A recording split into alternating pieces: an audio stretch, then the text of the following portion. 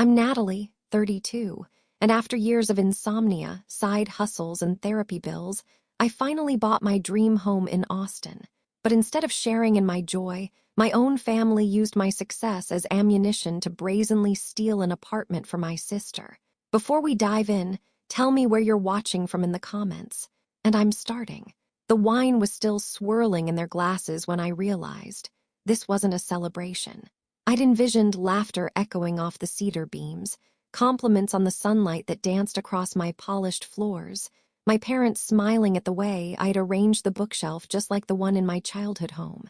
Instead, my mother leaned back in her chair, raised an eyebrow, and said, "Well, not everyone gets these lucky breaks so early in life."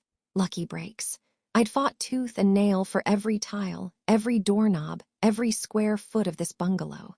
The loan officer hadn't called it a lucky break when she saw my stack of pay stubs, or when I pulled out a binder labeled Debt Repayment Strategy, 2018-2023. But here I was, hostess, homeowner, hopeful eldest daughter, smiling thinly across a candlelit table at three people who looked more like critics than guests. Ashley, my younger sister, let out a soft laugh, swirling her wine like she was in Napa, not my East Austin dining room. "It's really cute, Nat. I mean, I'd never picture you with a place this modern. You were always more practical." Practical. That was Ashley code for plain.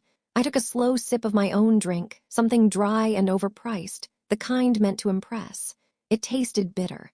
"Well, tastes change," I said, trying to keep my voice light. My father, Robert, tapped his fork against his plate, not bothering to hide his disinterest in the vegan mushroom risotto I'd labored over. "I just don't understand why you didn't get something closer to the suburbs. If you're serious about settling down, this area is all wrong for raising a family."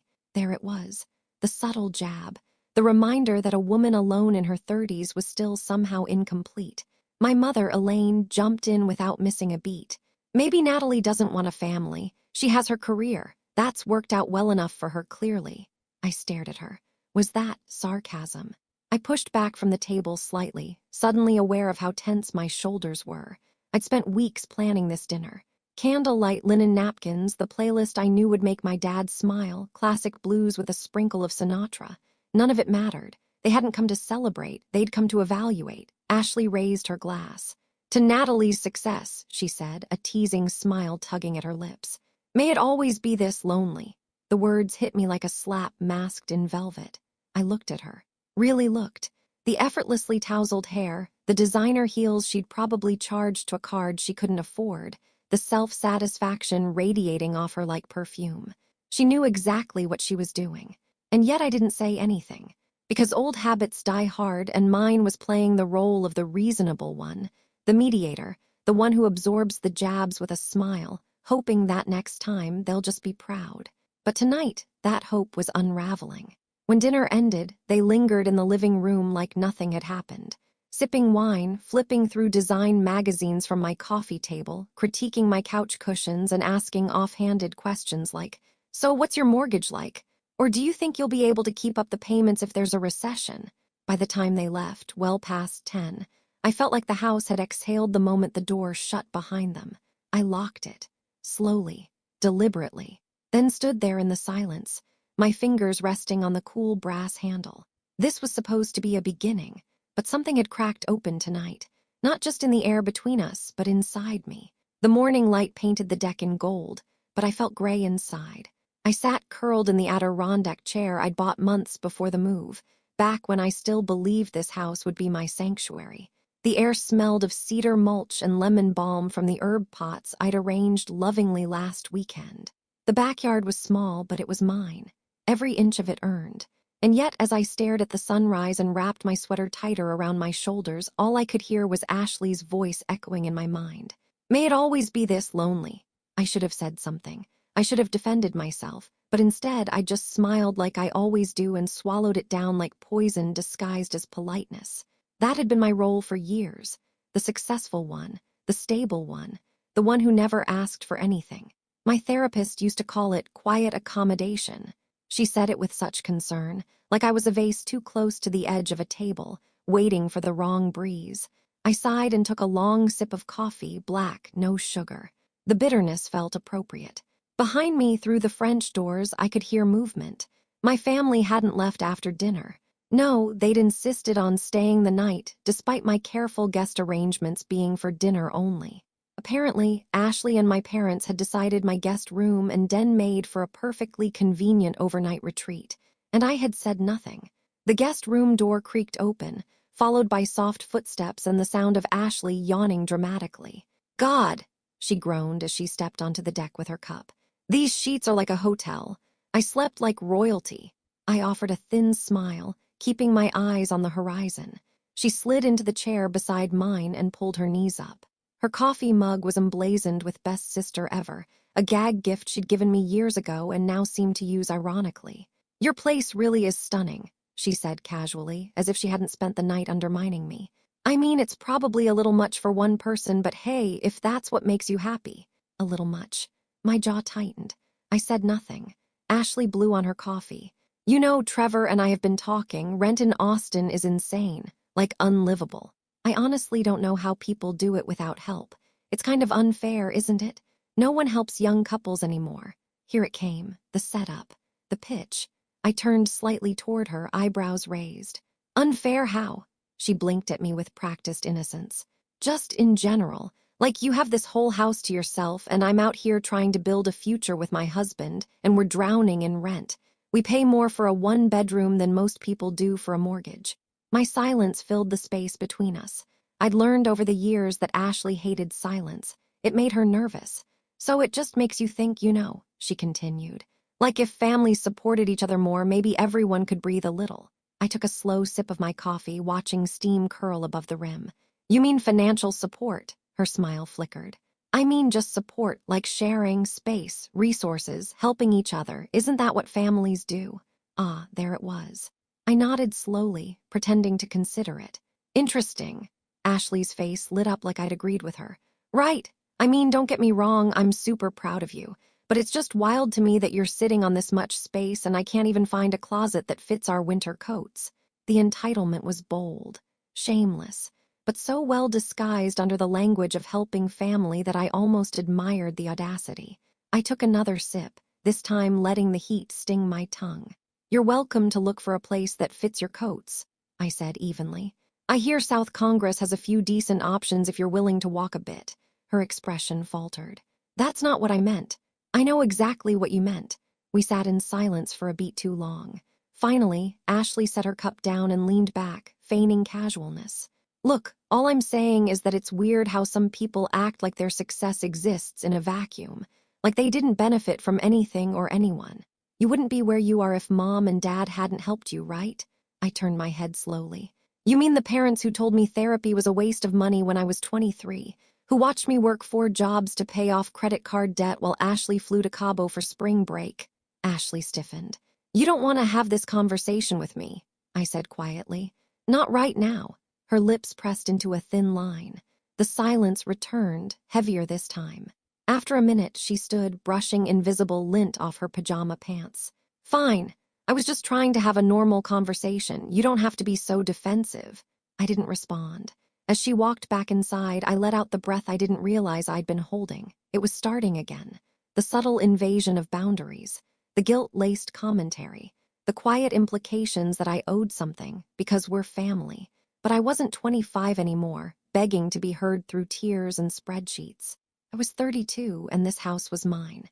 And I wasn't about to let anyone make me feel guilty for the life I'd built from the ashes of my own breakdown. Not anymore. 3 days passed before I heard from her again. I was back at work, answering emails, scheduling campaign reviews, trying to rein in a product launch spiraling toward chaos, when my phone buzzed with a familiar name. Ashley. I let it ring twice before answering. My gut told me not to pick up, but guilt is a loud, insistent thing. "Hey," I said, trying to keep my voice neutral. "Natalie," she sighed, the kind of sigh that comes preloaded with drama.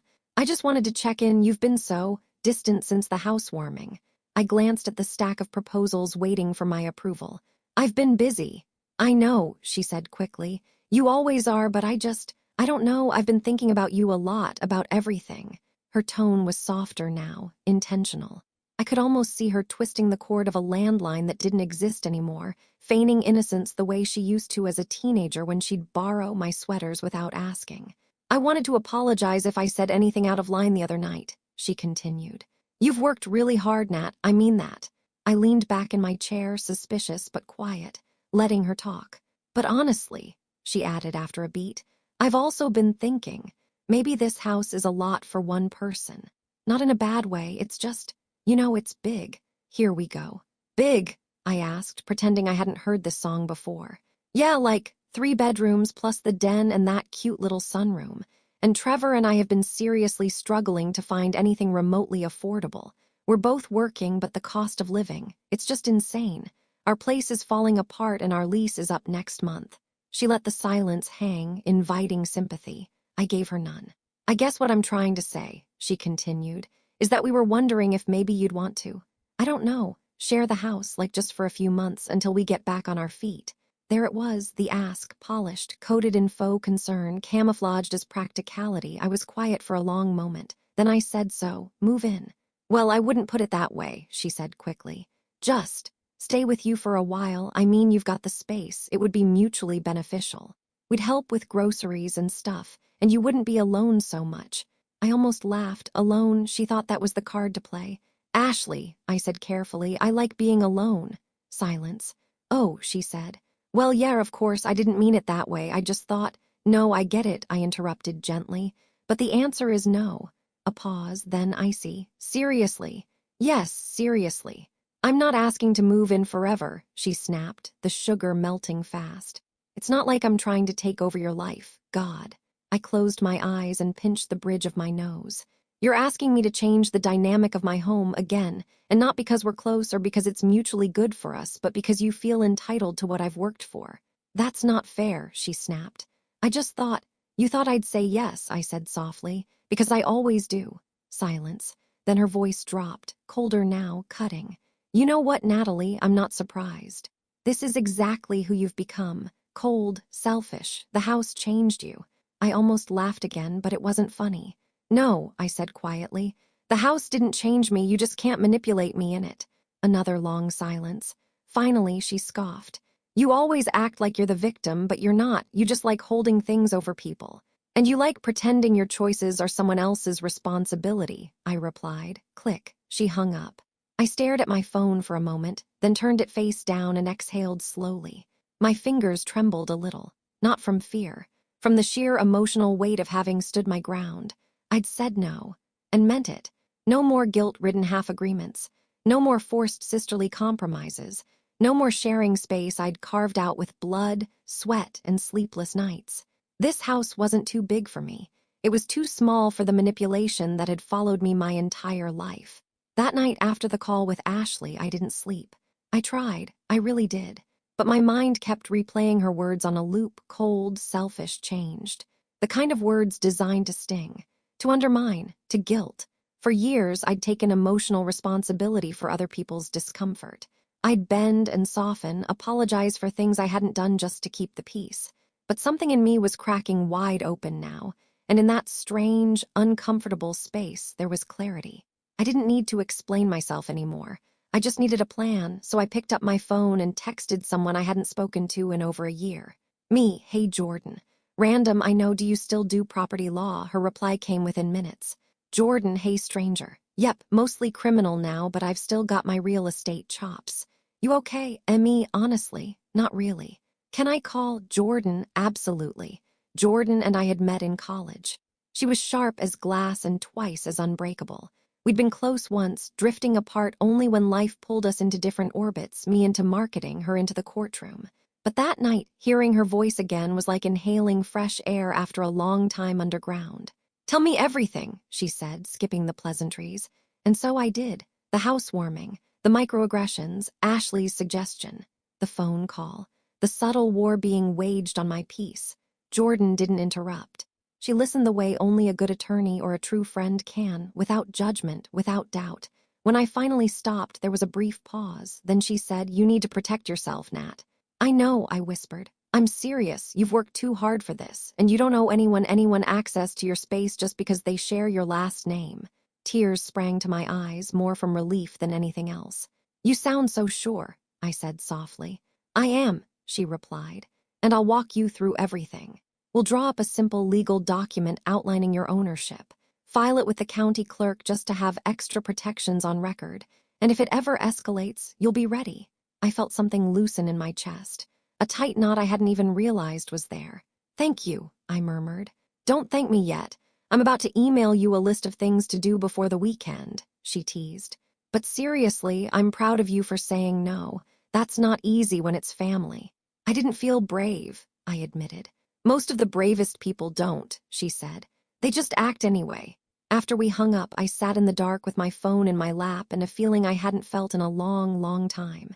Steady. For so long, I'd been reacting, dodging guilt, shrinking under judgment, apologizing for daring to thrive. But now I had someone in my corner who saw what was really happening. Not just the logistics, but the manipulation under the surface. Jordan's belief in me was a lifeline, and with her guidance, I started to put the emotional pieces into a legal framework. I pulled out my deed, my mortgage statement. I located my HOA documents, insurance records, and even a screenshot of the wiring confirmation from when I'd transferred my life savings into escrow. Everything in my name. It was real. It was mine. The next morning, as the Texas sun spilled over my kitchen counter, I brewed a pot of coffee and opened Jordan's email. It was thorough, professional, and empowering. Subject: Protecting what's yours, Step 1. There was something poetic about reading those words in my inbox. Because for the first time in years, that's exactly what I was doing. Brunch used to be our thing. Every other Sunday, growing up, my mom would make scrambled eggs and blueberry muffins while Ashley and I fought over the comics section. Later, when I moved out and started earning real money, I'd take the family to cute cafes, always paying the bill, always pretending not to notice the way Ashley ordered the most expensive items without a glance at the price. But this brunch, this one was different. It was my idea.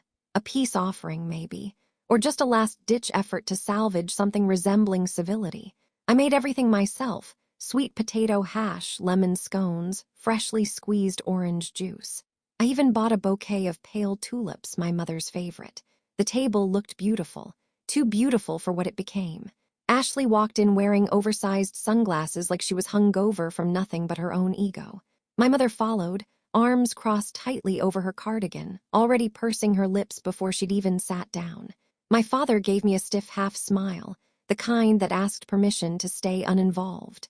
The meal started politely enough. A few compliments on the food, light weather chatter, the occasional stilted laugh, and then, as if on cue, my mother said it. "We were talking about how lovely your place is, Natalie. So much room, almost too much room if you ask me." There it was again. The undertone of accusation hidden beneath pleasantry. My appetite vanished. Ashley speared a piece of cantaloupe and said, "It's just weird that you don't want anyone living here. It's not like you're using all the space." "I am using the space," I replied calmly. "For peace. For rest. For finally being able to breathe without someone asking for something." My mother sighed, setting her fork down. "Sweetheart, it just feels like you've become so guarded. We're a family. We help each other." "You mean I help you?" I said, the edge sharper than I intended. Ashley rolled her eyes. "Wow, okay, so this is how it is now." I took a breath, a deep one. "I'm not trying to be difficult," I said. "I actually want to help, really. That's why I looked into some apartment options for you, ones that are within your budget and actually nice." My mother blinked. "You, what?" I reached for the printout I'd tucked under the napkins. "I contacted a realtor I trust. She found 2 rentals in East Riverside and 1 near Brentwood. All clean, updated, pet-friendly if you need it. I can even help with the deposit." Ashley didn't even look at the paper. She let out a single, derisive laugh and said, "I'm not living in ruins, Natalie." I stared at her. "Ruins," I repeated. She shrugged. "I mean, come on, East Riverside, Brentwood, we'd be surrounded by college kids and divorcees, and we deserve better." My mother didn't interject. She just looked down at her plate as if that would make the words disappear. "You asked for help," I said, my voice steady. "I'm offering it. But you don't get to insult the help just because it doesn't look like what you think you're entitled to." Ashley pushed her chair back and stood. "You know what? This was a mistake. I thought maybe you were still human under all this cold corporate crap, but clearly I was wrong." She grabbed her purse. You're just mad I'm not giving you the keys to the house, I said quietly.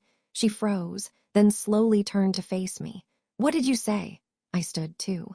You wanted this brunch to be about sisterhood, but it was always about getting what you wanted. I'm done playing the selfish big sister just so you can keep pretending you're the victim.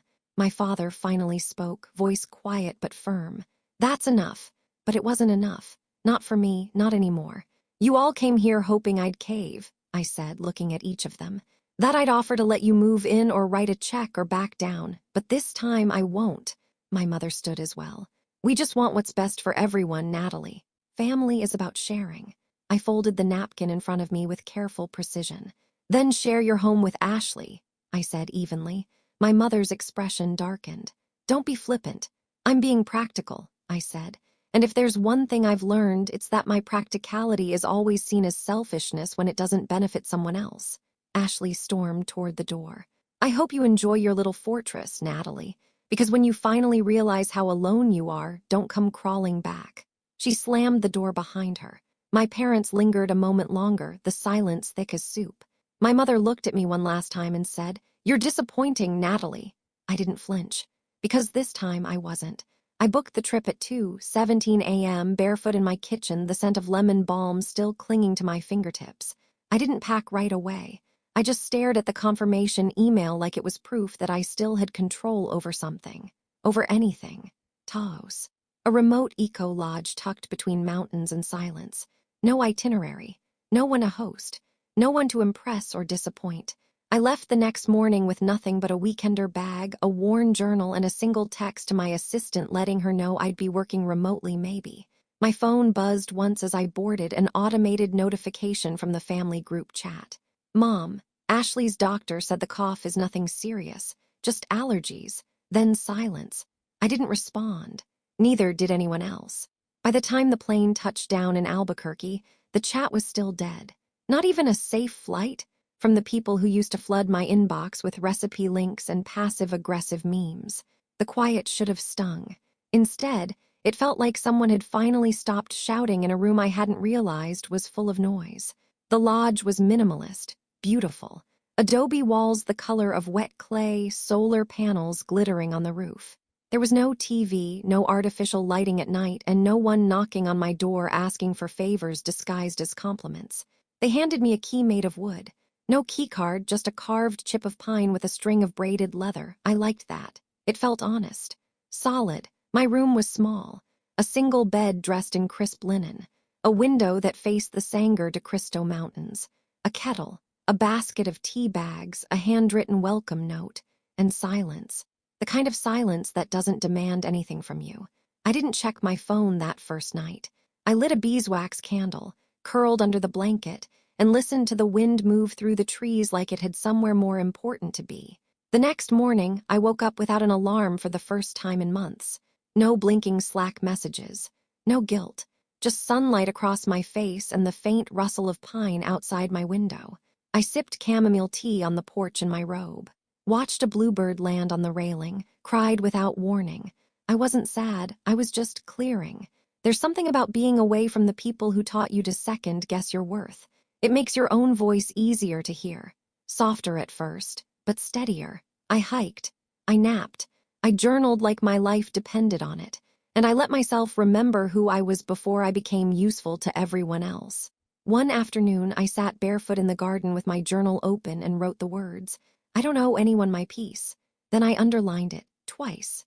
I didn't check the group chat again until my last night at the lodge, still silent. No Ashley, no Mom. No guilt-baiting texts about making amends or questions about my intentions. For the first time, the silence felt planned. Not accidental, not respectful, but calculated. Like the storm was circling back around, building strength. Still, I slept soundly that night, knowing I had begun something no one could unstart for me. A boundary. Not drawn with anger, but planted like a flag in the ground. The first thing I noticed was the driveway. It was empty. My car had been parked in the garage when I left for Taos. I double-checked it myself. Yet here I stood, suitcase in hand, staring at a wide slab of concrete that shimmered under the afternoon sun, spotless and barren. The second thing I noticed was the potted plants. Bright ceramic planters lined the front step. Different colors, different sizes, not mine. I stared at them for a full 10 seconds, blinking, trying to convince myself I had the wrong house. But the address above the door hadn't changed. Neither had the key I gripped in my hand, now slick with sweat. I stepped forward slowly. My heartbeat pulsed in my throat. My porch mat, the one that said "Introverts welcome, please leave by 9," was gone. In its place was a woven beige runner with little pink flamingos dancing across it. What the hell? I fumbled with my key, inserting it into the front door lock. It didn't turn. I tried again, jiggled it, reinserted it. Nothing. The door wouldn't budge. I stepped back, adrenaline rushing in waves through my chest. Okay, maybe the lock was faulty. Maybe a neighbor called a locksmith because of an emergency. Maybe I wasn't thinking clearly. I pulled out my phone and opened the smart lock app. The house had disconnected from the network 3 days ago. My stomach dropped. I knocked, hard. The sound felt too small, too polite.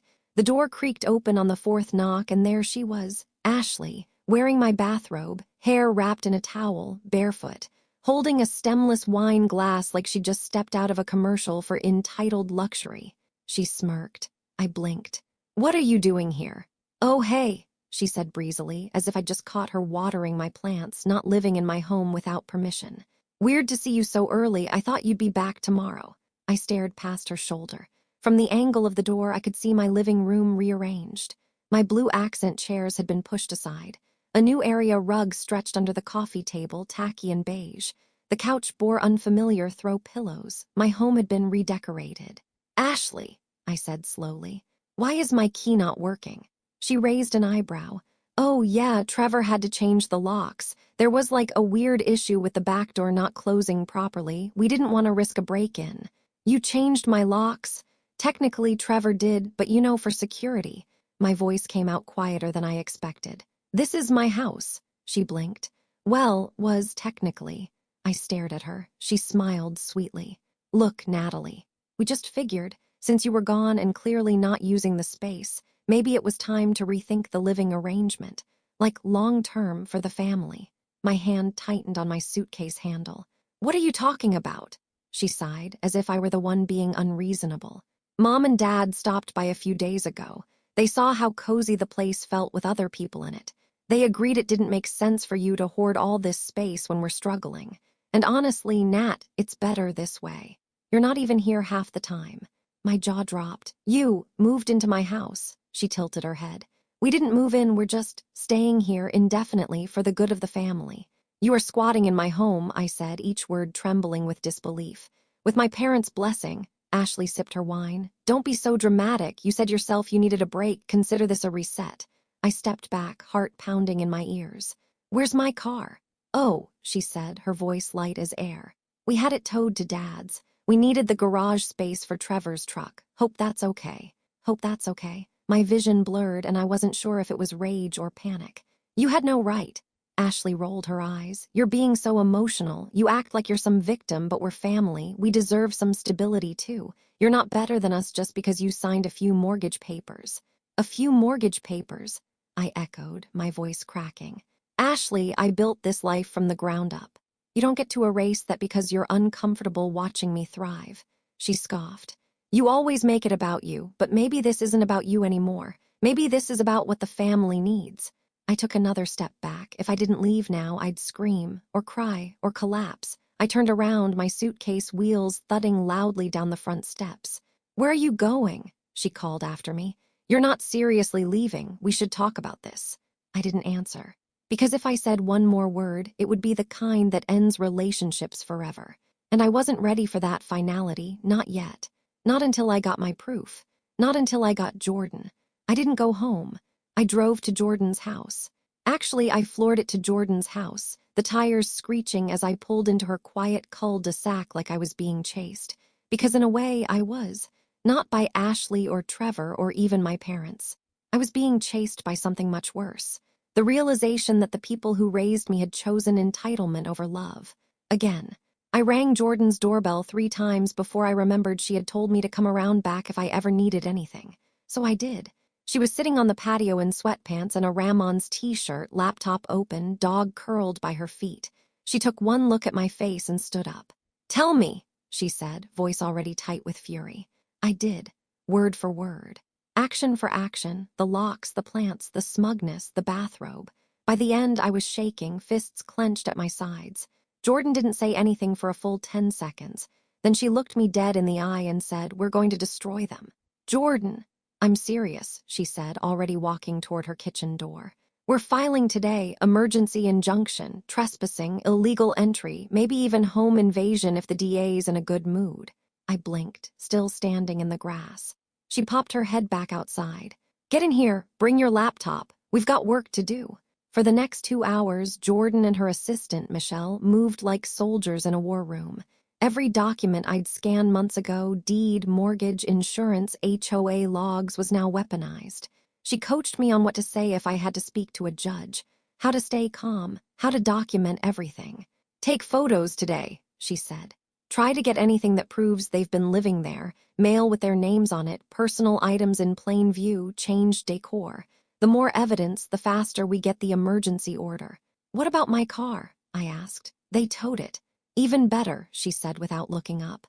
"That's theft of property, especially if they didn't get your consent." Jordan handed me a printed folder. "This is your Bible now, keep it with you." I ran my fingers over the cover. It was thick, precise. Titled Legal Defense, Natalie Rivers v. Unauthorized Occupants, Unauthorized Occupants. I muttered, stunned. Jordan raised an eyebrow. "You were going to say something else, weren't you?" "Yeah," I admitted. "Squatters. That works too." As I left her house, file folder tucked under my arm, she called out one last thing. "This isn't about revenge, Natalie. It's about reclaiming what's yours." It hit me harder than I expected, because she was right. I wasn't doing this to punish Ashley. I was doing it to prove something to myself. That I wasn't the girl who kept giving up her space, her peace, her power for the sake of keeping everyone else comfortable. Not anymore. I parked a block away from my house and walked up slowly, camera app open. I was dressed casually, sunglasses low, hood up. A visitor, a trespasser in my own life. I snapped photos of the unfamiliar plants, the flamingo doormat, the car in my driveway that wasn't mine. I took a picture of Ashley's tote bag resting on the porch chair, my porch chair, and the pair of men's boots beside it. I zoomed in on the new Wi-Fi router they'd installed in the window, clearly labeled Trevor's hotspot. Inside, I caught glimpses of them moving about, laughing. He was in my kitchen, holding a bowl, casually munching on something he hadn't paid for. Ashley was scrolling through her phone on the couch, my couch, wrapped in my throw blanket. They looked comfortable, relaxed. Like this wasn't an invasion, but a promotion. I stepped back, heart thudding, and quietly returned to the car. By the time I sat behind the wheel, the file folder was open in my lap. I slid the photos into the email Jordan had instructed me to use and hit send. A minute later, I got the reply. "Got them, you're solid. Filing emergency order by noon. We'll get them out, Natalie. Stay calm, stay ready." Stay calm, stay ready. That night, I checked into a hotel on the south side of town. I didn't tell anyone where I was, not even Maya. I turned off my phone, took a bath, sat in the silence, and whispered aloud just to hear it in the air. "This is still my house." And soon the world would remember it, too. 3 days. That's how long it took from filing to enforcement. 3 days of me living in a Marriott with blackout curtains and industrial coffee, jumping at every phone buzz, waiting for word from Jordan. Every morning, I would wake before sunrise, rereading the affidavit I'd submitted, each line proof that I existed, that my life wasn't up for hijacking. And every evening I sat curled on the hotel armchair staring at my inbox, waiting for a miracle. It came on a Wednesday afternoon at 3:04 p.m. Jordan. We're green lit. Officers will escort them out within 24 hours. Be ready. You'll be allowed to observe from the sidewalk but not enter until they're off premises. Bring ID, I'll meet you there. I stared at the message so long the words stopped making sense. Escort them out. Officers, not a metaphor, not a conversation, real people, real action. My hands trembled as I packed my overnight bag, not with fear but with validation. I wasn't the crazy, selfish one. I wasn't overreacting. I wasn't heartless. I was finally being heard. The next morning was cool and overcast. I parked 3 houses down and walked slowly toward my home, my heart a fist in my chest. A single patrol car waited at the curb, lights flashing softly, rhythmically. Behind it, Jordan leaned against the hood of her SUV, arms crossed, expression unreadable. She nodded as I approached. "You okay?" I nodded, but my voice betrayed me. "I'm terrified." "That's normal," she said, placing a hand on my shoulder. "But you're not the one who should be." A second cruiser arrived. Two officers stepped out and conferred briefly with Jordan before heading up the front walk. My feet rooted to the sidewalk as I watched them knock. I half expected Ashley to open the door smiling, pretending it was some kind of misunderstanding. A miscommunication. A Natalie overreaction. But that's not what happened. Instead, Trevor answered. I hadn't seen him in years, maybe since their wedding, but he looked the same, smug, lazy-eyed, already defensive. He stepped halfway onto the porch, arms crossed, talking fast. The officer held up a hand and presented the documents. Trevor's smile vanished. Moments later, Ashley appeared in the doorway behind him. She wasn't in my robe this time, but her hair was still damp like she just stepped out of the shower. She looked at the officers, then past them. Right at me. I didn't wave. I didn't flinch. I just stood there, the folder tucked against my ribs like armor. Her expression shifted. Confusion. Annoyance, rage, and then panic. The officers stepped inside. Ashley darted forward, waving her hands. I couldn't hear her words, but I could read the desperation on her face. She was pleading, insisting, trying to charm or bluff or stall. It didn't work. Within minutes, the officers emerged again, this time flanking Ashley and Trevor as they descended the porch. Trevor looked like he wanted to punch something. Ashley looked like she might cry. She didn't, but she did shout. "This is insane, Natalie. You're seriously doing this. Family doesn't call the cops." Jordan stepped forward then, calm, sharp. "Family doesn't illegally enter a home, change the locks, and move in uninvited either." Ashley's face turned red. "We had nowhere to go. You had options," I said flatly. "You just didn't like any that didn't come with hardwood floors and someone else's mortgage." Trevor turned to one of the officers. "She can't do this. I want to talk to someone higher up." "We didn't break in, we had permission." Jordan raised her eyebrow. "From who?" Trevor hesitated. Ashley shot a glare at him as if to say, "Don't drag Mom and Dad into this." Smart, because that was coming next. The lead officer stepped forward. "You've been informed. This is a civil matter with an emergency ruling. You have 20 minutes to collect what you brought. If you interfere, we'll remove you ourselves." Ashley turned to me, voice suddenly shaking. "I'm pregnant." The words dropped like ice in a pond. I blinked. She waited for my reaction, any flicker of empathy. She'd used it as a shield, but I didn't move.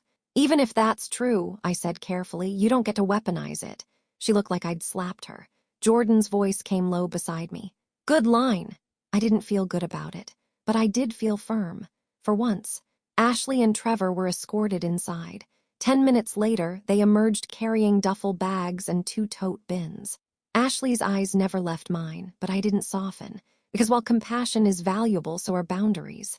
They walked to a car parked 2 houses down my old car, still with my plates, still in my name. I turned to Jordan. "Can we do something about that?" She nodded. "Already in motion." As they pulled away, tires squealing, the silence that followed was so thick it felt like weather. The officers gave me a brief nod, handed over final paperwork, and left. Jordan looked at me. "You did it." "No," I said quietly. "We did." Then I walked up my steps, keys back in my hand, locks already changed again, and crossed the threshold not as a guest, but as a woman finally home. Courtrooms are colder than you expect. Not in temperature exactly, but in tone, in lighting. In the way people speak with careful diction, like every syllable might be entered into evidence. The carpet was beige. The walls were beige. The faces, mostly unreadable. And still, somehow, I'd never felt more visible in my life. I sat beside Jordan at the long, polished table reserved for petitioners. She looked completely at ease, wearing a charcoal blazer and the kind of lipstick that meant business. I, on the other hand, could barely sit still. Across from us, Ashley fidgeted in her seat, whispering frantically to a man in a gray suit who looked more confused than committed. Trevor was beside her, slouched and sullen, arms crossed like he was waiting for someone to offer him a snack or a football. My parents weren't there, which somehow hurt more than if they had shown up and glared at me from the back. They hadn't called, hadn't texted, not even after the eviction. Their silence had shifted from passive to strategic, as if distancing themselves could keep their hands clean. But it was too late for that. The bailiff called the room to order, and the judge entered. an older woman with a stern mouth and sharp eyes. She looked like someone who didn't suffer fools or flattery. Good. We didn't come here to charm. Jordan stood to deliver the first statement. Your Honor, my client, Ms. Natalie Rivers, is the sole legal owner of the property in question. The deed, mortgage, and all relevant documents bear her name exclusively. The defendants, Ms. Ashley Rivers and Mr. Trevor Bowen, entered the premises without consent, changed the locks, and claimed occupancy under false pretenses, an act which qualifies as unlawful entry and residential trespassing. She spoke with crisp authority, laying out dates, times, photos. She handed over a packet thicker than a novel and waited as the judge flipped through it. Then came their turn. Ashley's lawyer stood. Your Honor, my clients were under the impression they had familial consent to be on the premises. Ms. Rivers, Ashley, was invited to stay after a family gathering and believed she had a verbal agreement from her sister. That's a lie, I said softly, but Jordan placed a hand on my arm. Let it ride. The judge looked up. Did Ms. Natalie Rivers ever give you written permission to live in the house? Ashley's lawyer hesitated. Not in writing, no, but did she verbally invite you to move in? Ashley stood up suddenly. She offered to help me. She said she'd help me find a place, but it was trash, like actual rat-hole apartments, and I thought, Ms. Rivers, the judge interrupted, I don't care what you thought. I care what was agreed. Did your sister ever say you could move in? Ashley's lips tightened. Her voice dropped to a whisper. No, the judge nodded. Then let's proceed. What followed was equal parts surreal and satisfying. Jordan laid out our case with precision. Photos of Trevor's truck in the driveway, Ashley in my robe, proof of the locks being changed, bank records showing the tow of my car without authorization. Ashley tried to object, then crumbled under the simplest questions. Did you file a rental agreement? No. Did you pay utilities? No. Did you have a key legally provided by the owner? No. By the time it was Trevor's turn to speak, the judge barely looked up from her notes. I was just doing what my wife told me, he muttered. She said Natalie was okay with it. That's not how property law works, Mr. Bowen. He sat down, red-faced. The judge exhaled slowly and removed her reading glasses. This is not a criminal court, but I must say I'm deeply disturbed by the entitlement demonstrated here. Ms. Rivers, Natalie, has shown every legal right to her property, and the intrusion was both deliberate and deceitful. Ashley's eyes glistened. But I'm pregnant. The judge didn't blink. Being pregnant doesn't exempt one from the law. A beat passed. Then she delivered the ruling. I am issuing a formal restraining order against both defendants, Ashley Rivers and Trevor Bowen, for a period of 12 months. You are not to come within 100 feet of Ms. Rivers' property or attempt to contact her through any means. Ashley gasped. Trevor muttered something under his breath that sounded like a curse. Furthermore, the judge continued, I'm ordering restitution in the amount of $13,700. This includes property damage, towing fees, and legal costs. Payment is to be made within 60 days. Ashley turned to her lawyer in horror. We don't have that money. The judge raised an eyebrow. Then perhaps you should have thought of that before breaking into a home that wasn't yours. A hush fell over the room. Jordan gave me a sideways glance. You okay? She whispered. I didn't answer. Because just then, the judge did something I didn't expect. Ms. Rivers, she said to Ashley, do you have anything to say to your sister before we adjourn? Ashley looked like she wanted to dissolve into the floor. Her lawyer nudged her. She stood, slowly, reluctantly, and with a voice so low the microphone barely picked it up, she said, I'm sorry, Natalie. She didn't mean it. I could tell, but that wasn't the point. The point was that she had to say it publicly, legally, as a condition of her defeat. I nodded once. Thank you, Your Honor, Jordan said, already packing up. As we walked out of the courtroom, I felt something inside me shift. Not like a release, not like relief, more like return. Like something that had been missing from my ribs had quietly slid back into place. Power, peace, home. The front door clicked shut behind me, the sound echoing through the quiet like punctuation. For a long moment, I just stood there, hand still on the doorknob, forehead gently pressed against the wood. Not crying, not shaking, just breathing. There were no voices echoing down the hall, no wine glasses on counters, no sarcastic laughter floating from the living room, no nervous energy radiating from behind closed doors. Just quiet, my quiet. It had taken months to get here, years really, if you trace the roots back far enough. Every skipped therapy session, every late-night marketing sprint, every glass of wine sipped alone while scrolling through listings I wasn't sure I could afford. And now, I was here, fully. I dropped my keys in the little ceramic dish by the door and took off my shoes. Step by step, I moved through the house, turning on lights, straightening rugs, reclaiming. Ashley had left traces behind, cheap throw pillows that didn't match, a fridge cluttered with passive-aggressive chore lists she'd written for Trevor. I gathered them into a box without ceremony. No fire, no fury, just closure. In the guest room, I paused. A faint scent of perfume lingered, one she used in high school and never really outgrew. I opened a window, let it drift into the sky. By the time I made it to the back porch, the sun had started its descent, washing everything in gold. I stood at the railing, coffee in hand, wrapped in the same robe Ashley had once paraded around in. Except now it felt like armor. The house was mine again. But more than that, I was mine again. Later that evening, as the stars began to freckle the sky, I curled up in the living room with a journal on my lap and wrote one sentence across the top of the page. I am not selfish for protecting what I built. Then I closed it. Not because I was done, but because I was ready to start living again instead of just surviving. The silence in the group chat stretched on for days. No texts. No, let's talk this out. No apologies. And I didn't chase it. Not because I didn't care, but because I cared too much to keep getting burned. Instead, I filled my time with things that didn't ask me to shrink. I reconnected with Maya, took a pottery class, went on long, slow walks through Zilker Park, bought a ridiculous hat at a farmer's market just because it made me smile. Sometimes I thought about Ashley, about my parents, wondered if they still told themselves I was the villain in their story. And sometimes I didn't, because peace doesn't mean erasing pain. Just means choosing not to keep picking at the wound. A month later, a letter came in the mail, from Ashley. It was 3 pages long, rambling, defensive. Somewhere in there was a vague apology, couched in phrases like, "I guess I didn't realize, and if I made you feel that way." I didn't respond. Some things don't need a reply. Some stories end not with a reconciliation, but with a return to self. Now, when people visit, they comment on the light in the house, on how warm it feels, how quiet. They don't know the battle that happened here. They don't need to. What matters is that I won. Not just in court, but in spirit. Because I built this life brick by brick while no one was watching. And I refused to let anyone claim it out of convenience or entitlement. So now I ask you, what would you do if your own family tried to steal the life you fought to build? Would you stay quiet or fight? Tell me in the comments.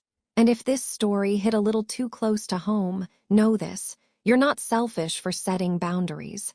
You're strong for standing your ground. And you are allowed to keep what you've earned. Every inch of it.